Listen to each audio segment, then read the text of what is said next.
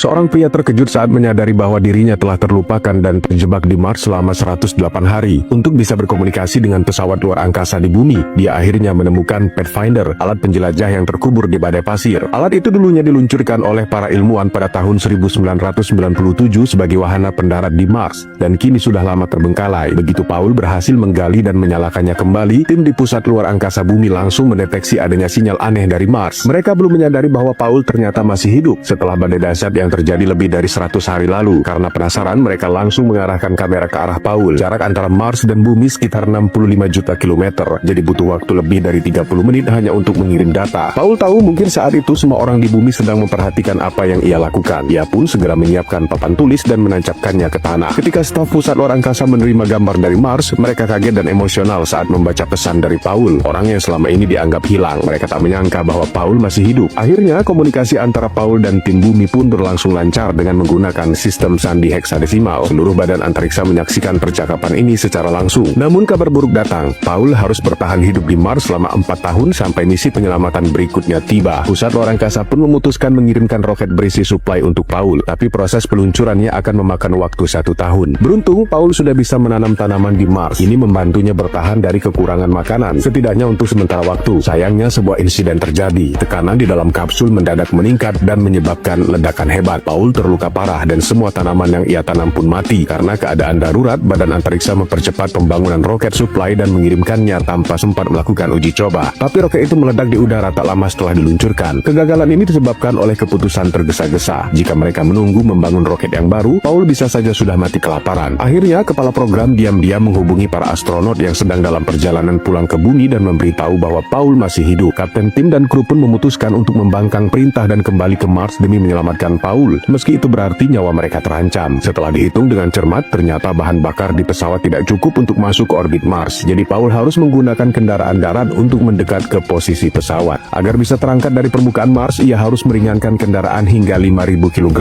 Paul melepas pintu dan kaca satu persatu sampai akhirnya kendaraan itu berubah jadi semacam mobil tanpa atap. Tugas itu nyaris mustahil dan banyak yang memperkirakan Paul akan mati sebelum sempat terbang. Tapi inilah satu-satunya cara agar dia bisa lepas dari Mars. Akhirnya dengan mata dunia tertuju padanya, Paul melakukan perjalanan panjang menuju langit Mars, terbang dengan kendaraan darurat seadanya, mencoba melakukan penyambungan mustahil dengan pesawat penyelamat yang melayang di atasnya.